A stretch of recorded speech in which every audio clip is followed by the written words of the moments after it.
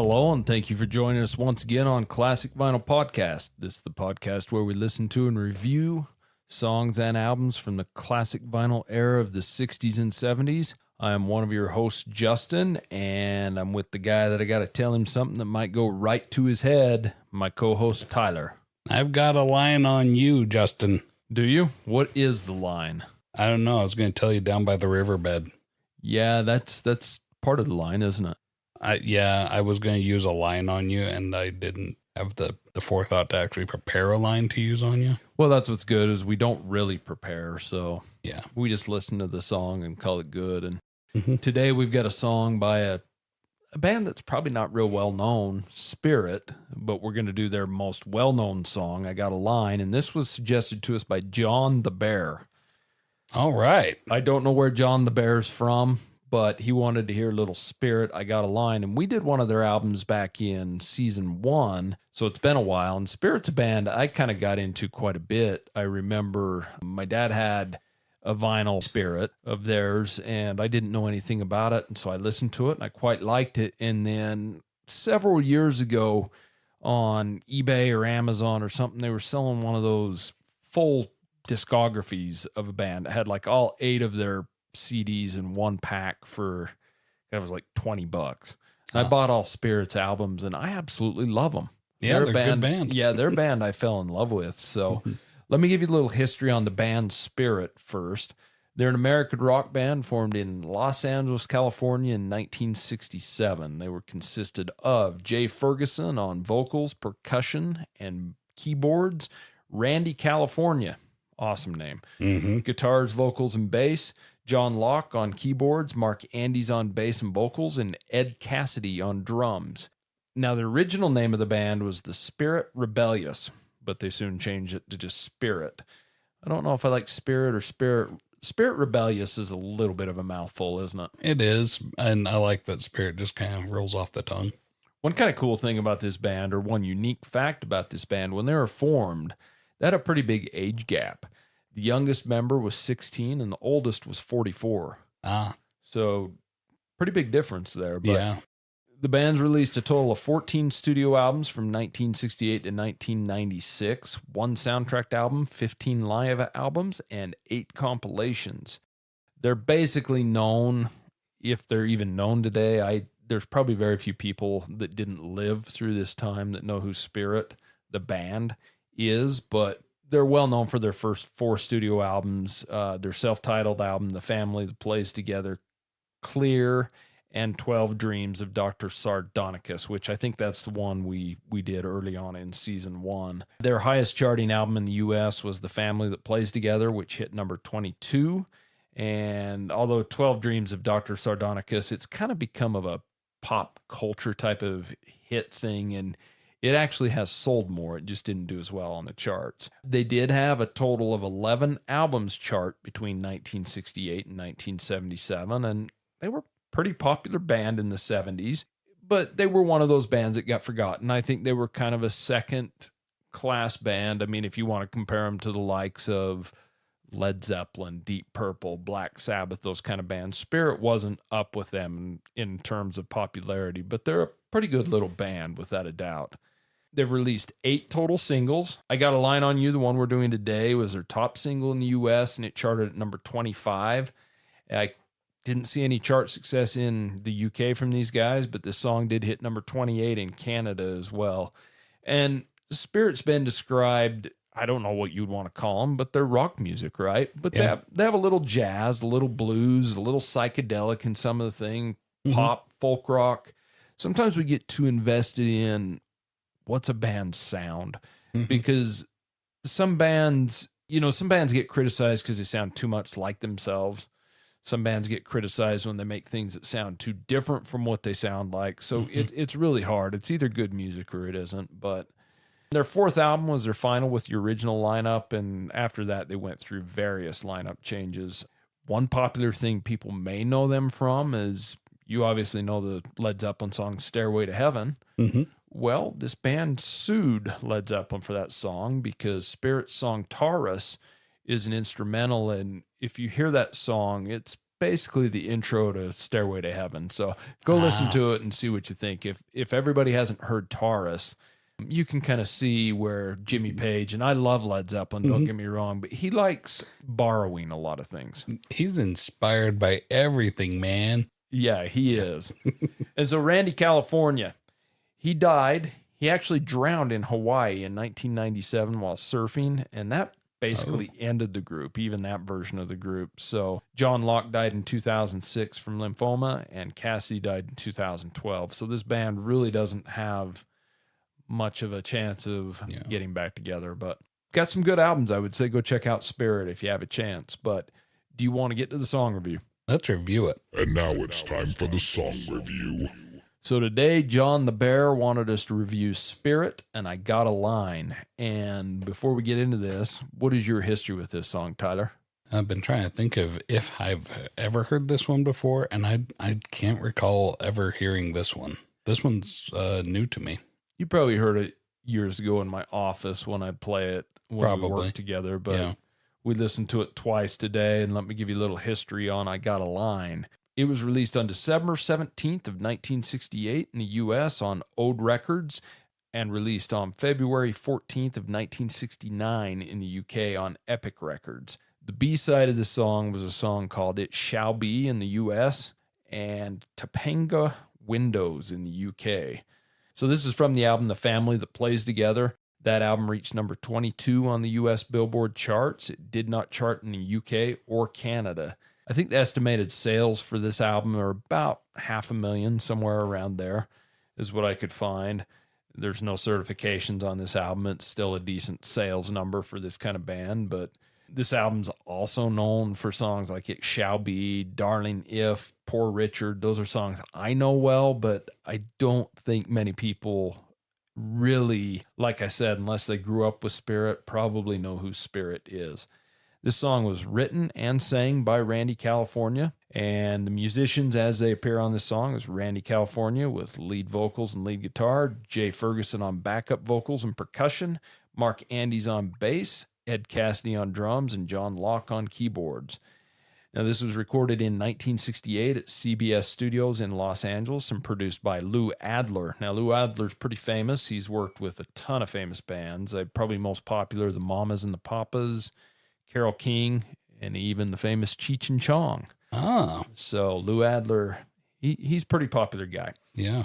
So this song is really interesting because the one thing I like about it, and it features the most, is the guitar riff, and it's got really good vocals. You can see from this song why it was the band's most popular, especially commercially. They've got some good hidden gems on their albums, and I think this band's definitely an album band, but I can see why this one was their main hit, right? I mean, the song's just a 2.5-minute little driver. In the song, you'll get into what the song's about because you decipher the lyrics. On one listen, you're like a supercomputer that can spit out the meaning of the lyrics. And even though most people write lyrics being more metaphorical than literal, you certainly give us a good description, and we'll get to that. Yeah. But it's basically about a romantic pursuit of a woman and the confidence he has. And I mean, he uses that phrase, I got a line on you. And it's a slang phrase, but what's it mean really? It basically means that he's attracted to her. He wants her. He has her. He wants to do all kinds of things with her. Yeah. Yeah, that's probably the best way to put it, right? He wants to play. This is by far the band's most popular song and the band's signature song. So I've heard this in a few television commercials. I feel like I've heard it in some film and things too, but I'm not sure, and I couldn't find anything on that. It's a good song. It's a really decent song. So after listening to it, I guess primarily your first and second time ever, what are your thoughts on Spirit? I Got a Line. This song is fun. It's a fun little ride from beginning to end. I had a good time with it. It's very much a pop kind of song, especially for the time.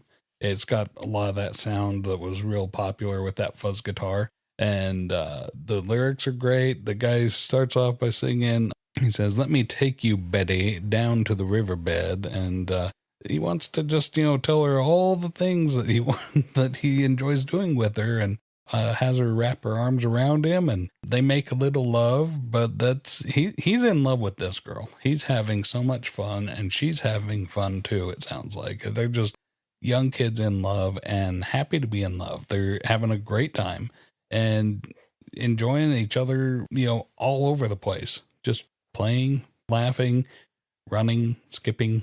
Do you feel they are actually together, or is this a wishful thinking song? Because I kind of take it more as wishful thinking, and he's more lusting after her, That not could be. actually have her. But that's the way I take it. That's even better because I think if I look at literal for him being in love and that this is a pure thing, that's probably not reasonable, especially for the time.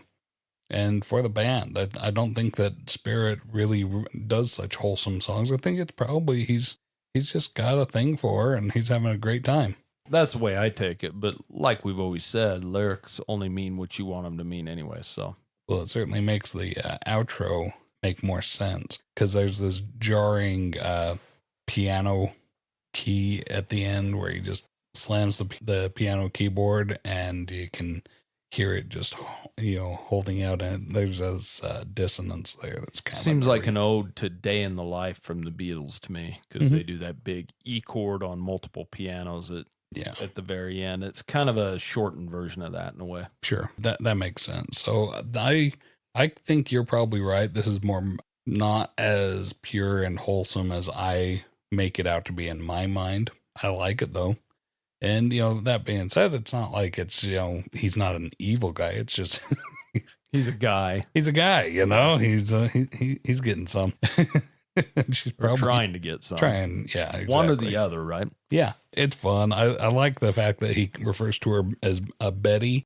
I don't know if that's her actual name that it's supposed to be, or if he's just referring to her as, like, Betty being a really attractive girl, like and that's just it. It's like there's so much of this song that's little catchphrases for the time, like I got a line on you, being to like, oh, I've got a thing for you, I've got this attraction for you, to refer to her as a Betty, like, hey, pretty girl. Whatever your name is, I'm going to refer to you as a Betty. That's why it kind of seems to me like it's someone he's spotted and seen, but he doesn't really know her. And he's, doing the guy thing and lusting after her. This is, he's sitting on a park bench or whatever, and he sees this girl. And so this whole song emanates from love at first sight, or shall we call it lust at first sight? Yeah. You were probably a much more reasonable youth. So when you talk about this, like lusting after her, I'm like, okay, when someone as good looking as Justin goes lusting after a girl, there's something sweet and wholesome, even if, he's got bad intent in his head. When I was a kid, I just want you to know that I said sitting on a park bench and you said bad intent. And those are both lines from Jethro Tull's Aqualung, which is, kind of a metaphor for who I am. Because I got bad lungs. Fair enough. And I've always been that way when I was in high school. Like, I guess when I was a teenager, I felt a lot like Aqualung, this creepy guy, like looking at the girls, hey, with bad intent. I hope I grew out of that phase. I'm pretty sure you did. I hope so, because I'm not proud of who I was as a teenager, I'll tell you that. But I got better. I don't think anyone is, honestly. Yeah. How I got married is a miracle, but I do have a wonderful, cute little wife, and I never take her for granted. Yeah, but this song, what do I say about this song? This song is, it's just fun. It's upbeat. I don't consider this to be hard or heavy rock by any means. It's real poppy, but it's also the sort of upbeat song that you want to turn you want to crank the volume on, and so that probably makes it feel a little heavier than it is. Yeah, what are your thoughts on this one, Justin? Yeah, I like this song. The one thing I could say is being recorded in 1968, the production on this seems to be done really well. It seems like it's a later song. Now, this is a real jumpy, little quick, psychedelic / poppy rock song. It does have some rock. The guitar gets pretty heavy in this thing. I mean, not super heavy, but it does have the fuzz driven on that. This song opens with the piano intro. And the song really is honestly piano driven. It's got good, thick, bumpy bass, but it's not overpowering. After you get past the first verse and get into that first chorus, then the little guitar licks kick in. And then after that, through the verses and the choruses, that little fuzz guitar it's really high toned, but it sounds really good. And I like that. And it's got a decent little guitar solo on it as well. So as poppy as this is, the guitar kind of pushes it to another place, yet it's a piano-driven song, so it's kind of an interesting song in that manner. The vocals are really good on it. Spirit, if you do listen to a lot of their albums, it got a lot of weird songs that I enjoy, but this is a departure for them. And when you listen to their albums, and I suggest anybody go listen to some Spirit albums, and you might be turned off immediately. You may not. I don't know. They're a strange band in a way, and I really enjoy them, but most of it is not made for radio play, and you can tell that. They've got a couple songs that might do okay, but by far, there's a reason this was their most popular song commercially, because that's really just what it is, you know? But when the song's coming to an end right before that big piano chord to end it out, I think that's where the guitar is the best in this song, and I really enjoy this song. And it's not one that you hear a ton, even though it's Spirit's most popular song. I listen to a lot of classic rock radio, have a lot of playlists on Spotify when I'm doing my work and things like that. And this is just not one that the algorithm doesn't pick up that often. And normally when you hear a group, even if it's a group that's not super famous, their most popular song does cause a little ear burn and you kind of get tired of it. But I don't with this one. And it's short and it's a cool song, and I enjoy it.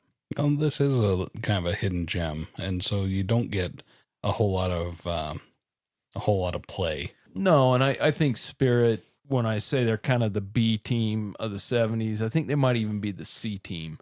They just weren't up there with those other artists, and their 12 Dreams album, which has become kind of a cult classic, wasn't super, super popular back then. So it's one of those things, but I don't think you're going to find a lot of people on the street that know who the band Spirit is, or have even heard this song, their most popular song. And that's unfortunate, but I guess that's why we're so lucky now, is that we don't have to go buy all the vinyl just to capture these. You can tune these guys up on Apple or Spotify or YouTube or whatever it may be and go check them out. So that's what I suggest you do. But do you want to get to the song rating? Yeah, let's rate it. Song rating.